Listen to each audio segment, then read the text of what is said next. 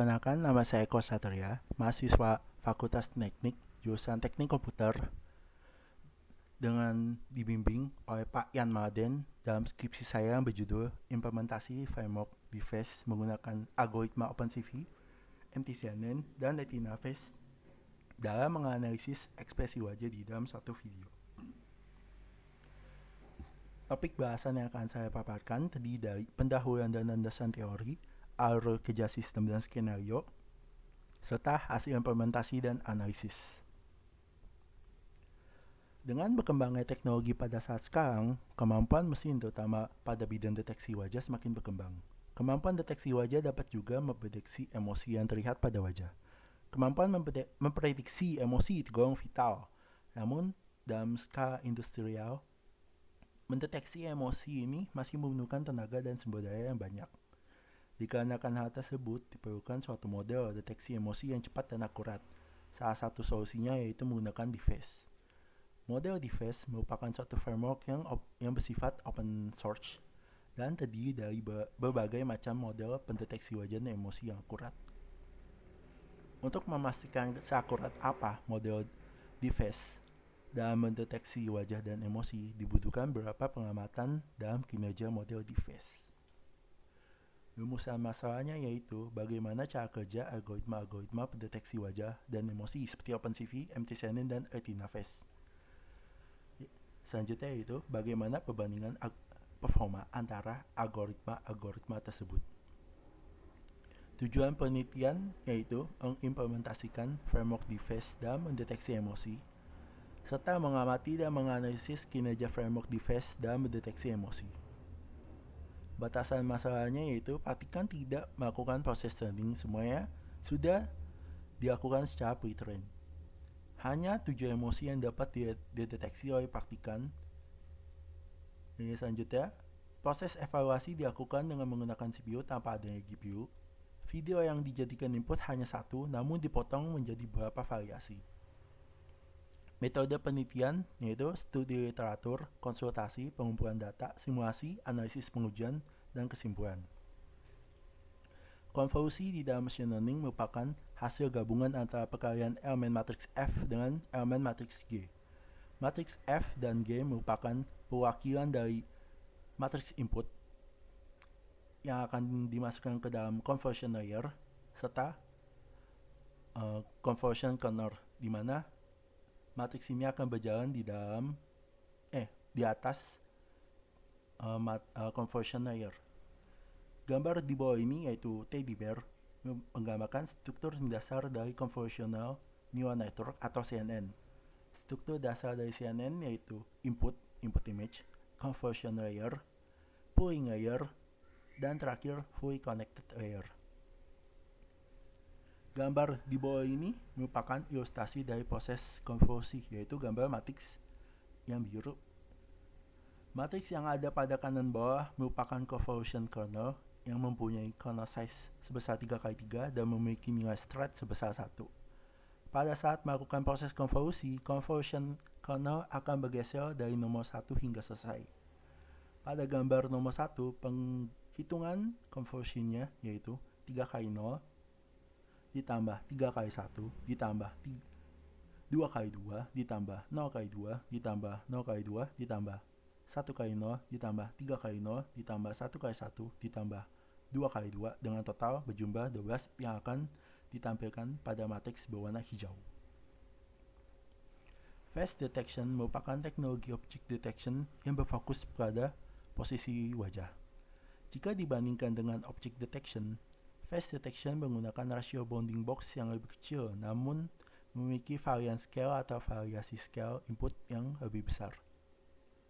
Varian scale ini dibutuhkan untuk mencari posisi wajah dalam berbagai macam ukuran. Terdapat beberapa macam algoritma yang digunakan dalam mencari posisi wajah, mulai dari sederhana seperti Fisher Face dan Haar Cascade, hingga yang kompleks seperti Feature Pyramid Network atau FPN. Tahap lanjutan dari face detection yaitu face recognition. Tahap ini bertujuan untuk mencari karakteristik dari wajah yang telah dideteksi. Tahap ini terbagi atas dua jenis, yaitu feature based dan image based. Untuk feature base, posisi wajah dideteksi lewat fitur-fitur yang ada di dalam wajah atau disebut landmark, yaitu kedua mata, hidung, mulut, dan lain-lain. Untuk image base, posisi wajah dideteksi lewat pixel yang ada di dalam gambar. DFace secara singkat merupakan suatu framework ataupun modul yang berisi beberapa model pendeteksi dan pengenalan wajah.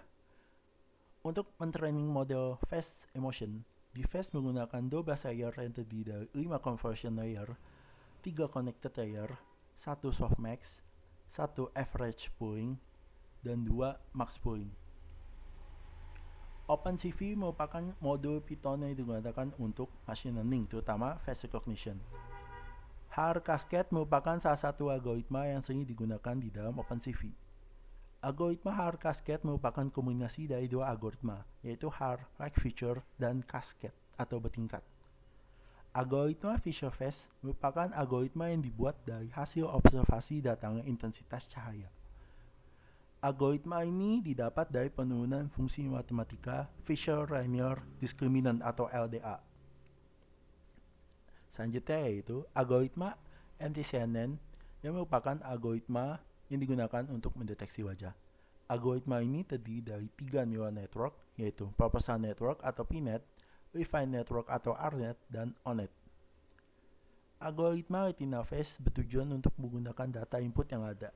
Hasil dari algoritma ini berupa pendeteksian wajah, melakukan proses 2D face alignment, serta melakukan 3D face reconstruction secara bersamaan. Algoritma retina face terdiri dari 3 bagian utama, yaitu Feature Pyramid Network atau FPN, Context Model, dan Cascade Multitask Source. Selanjutnya yaitu alur kerja sistem dan skenario. Untuk alur kerja sistem, video yang akan digunakan berjudul video muka. Sebelum dimasukkan ke dalam sistem, video muka ini akan dicari dan ditangkap semua frame-nya. Penangkapan frame ini bertujuan untuk mencari nilai dari ground truth. Selanjutnya, video muka akan dipotong berdasarkan durasi. Outputnya yaitu durasi dengan durasi 60 detik atau tes 60, serta video dengan durasi 120 detik atau tes 120. Hasil dari proses pemotongan video serta video muka akan dimasukkan ke dalam implementasi sistem. Di dalam implementasi sistem, output yang dihasilkan berupa text file yang berisi hasil deteksi emosi. Text file ini akan kembali dimasukkan ke dalam implementasi sistem dengan tujuan untuk membaca masing-masing emosi serta membuat pie chart yang berisi rasio dari emosi yang ada. Setelah implementasi sistem selesai atau setelah durasi videonya habis, text file yang berisi hasil deteksi emosi akan dievaluasi dengan patokan nilai ground truth yang telah didapatkan. Secara skenario terbagi atas video input. Yang pertama yaitu video 1, video sampel muka. Selanjutnya video tes 60 dan terakhir video tes 120. Selanjutnya itu tahap hasil implementasi dan analisis. Dikarenakan waktu yang kurang banyak, maka saya akan menjelaskan sedikit analisis saya pada skenario 1. Pada video input yaitu video sampel muka, ini merupakan tabel dari error rate atau tingkat kesalahan. Setelah dianalisis, terlihat bahwa tingkat kesalahan terendah biasanya diperoleh pada saat menggunakan sampling 10 frame dengan OpenCV ataupun retina face. Saat menggunakan OpenCV, emosi dengan tingkat kesalahan terendah yaitu takut atau fear sebanyak 15,64% dan sedih sebanyak 13,77%. Sebaliknya, retina face mencapai tingkat kesalahan terendah untuk disgust 6,8% dan surprise 6,71%. Setelah membandingkan ketiga metode tersebut, OpenCV secara konsisten berkinerja lebih baik untuk sebagian besar emosi jika dibandingkan dengan MTCNN ataupun retina phase, kecuali untuk emosi fear dan disgust, di mana retina phase mencapai tingkat kesalahan yang lebih rendah. MTCNN cenderung memiliki tingkat kesalahan yang lebih tinggi dibandingkan dengan dua metode lainnya. Selanjutnya yaitu table precision. Untuk analisisnya terlihat ada beberapa tren. Yang pertama, untuk sebagian besar emosi, menggunakan sampling setiap 5 ataupun 10 frame secara konsisten menghasilkan presisi atau precision yang lebih tinggi dibandingkan dengan hanya menggunakan sampling setiap satu frame. Ini menunjukkan bahwa mempertimbangkan banyaknya frame membantu mempercepat deteksi emosi yang lebih akurat. Membandingkan ketiga mode tersebut, yaitu OpenCV, MTCNN, dan retina phase, terlihat bahwa OpenCV umumnya menunjukkan nilai presisi yang lebih tinggi untuk sebagian besar emosi, kecuali untuk emosi disgust dan fear, di mana MTCNN mencapai nilai precision yang lebih tinggi. Sebaliknya, retina phase mencapai nilai precision yang lebih rendah dibandingkan dengan dua metode lainnya untuk sebagian besar emosi, kecuali emosi disgust dan fear, di mana menunjukkan nilai presisi yang sebanding. Selanjutnya yaitu table recall.